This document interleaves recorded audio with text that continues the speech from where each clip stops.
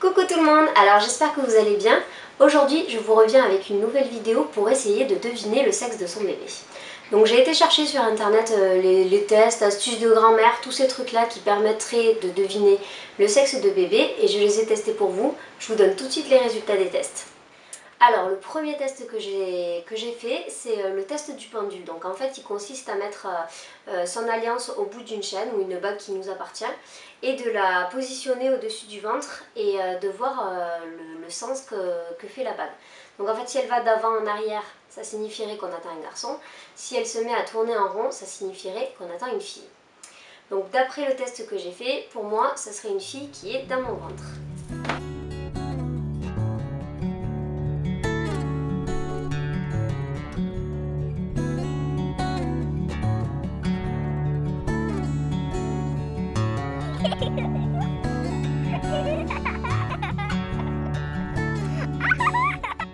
La deuxième chose qui permettrait de savoir si c'est une fille ou un garçon que l'on attend, ce serait d'analyser les envies alimentaires que l'on a pendant la grossesse. Alors moi, pendant cette grossesse, j'ai eu une forte envie de cornichons, donc surtout au tout début, ça a duré 2 semaines l'histoire, mais voilà, j'avais envie de cornichons à tout prix. Donc on va dire que je suis plutôt salée pour cette grossesse au niveau de mes envies.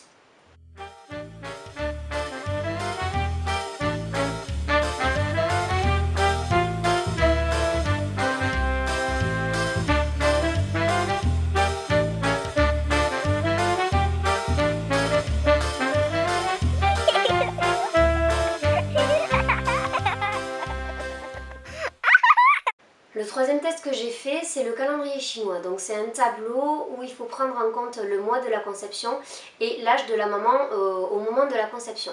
Donc comme vous pouvez le voir, j'avais 28 ans moi quand j'ai conçu mon bébé et on l'a fait au mois d'avril. Donc d'après le calendrier chinois, ce serait une fille. Le quatrième test que j'ai fait, c'est la forme du ventre. Donc analyser la forme du ventre.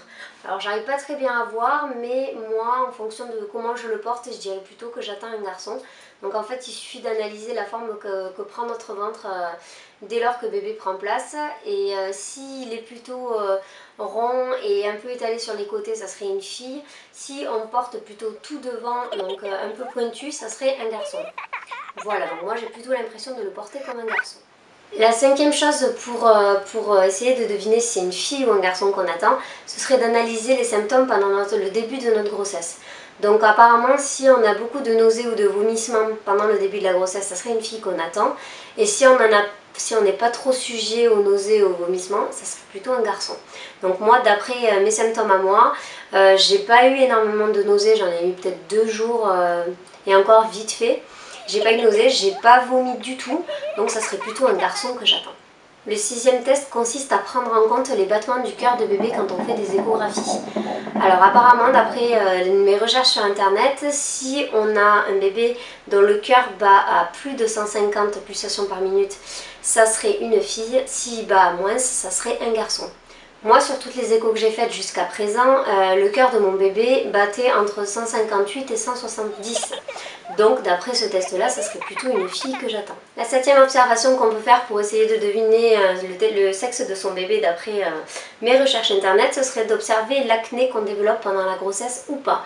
Donc apparemment, si cette acné se développe beaucoup, essentiellement au visage, ça serait une fille, et s'il n'y a pas vraiment de changement, ça serait un garçon. Pour ma part, j'ai pas plus d'irrégularité ou d'acné qu'avant ma grossesse, donc je dirais que c'est un garçon que j'attends. Le huitième test que l'on peut faire, c'est de prendre en compte le premier mot de notre premier enfant, si on a du coup un aîné pour le deuxième bébé à venir.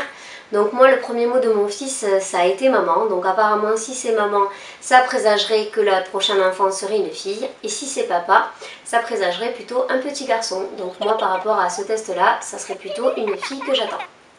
La neuvième observation qu'on peut faire pour essayer de deviner le sexe de son bébé, c'est d'observer sa libido.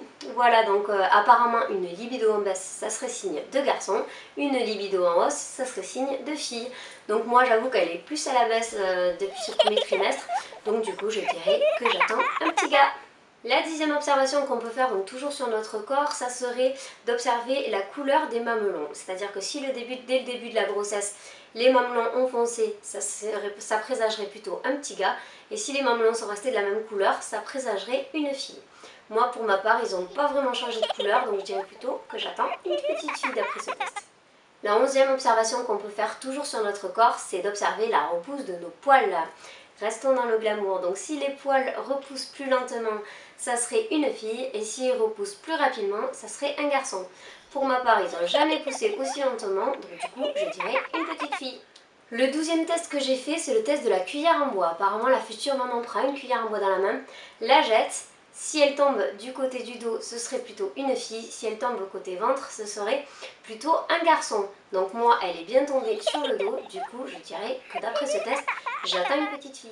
Le dernier test que j'ai effectué, c'est la numérologie. Donc apparemment, en additionnant l'âge de la maman au moment de la conception et le numéro qui correspond au mois de la conception, ça nous donnerait en fonction du résultat. Donc si c'est père, ce serait un petit garçon, et si c'est un père, une petite fille.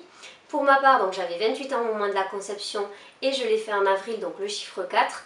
En additionnant les deux, ça nous fait 32, donc c'est un chiffre pair. Du coup, d'après ce test, j'attendrai plutôt un garçon.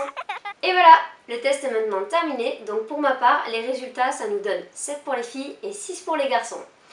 D'après mon gynécologue, à la première échographie, il m'a affirmé que j'attendais un garçon. Donc du coup, ces tests ne sont pas véritablement révélateurs du sexe pour ma part.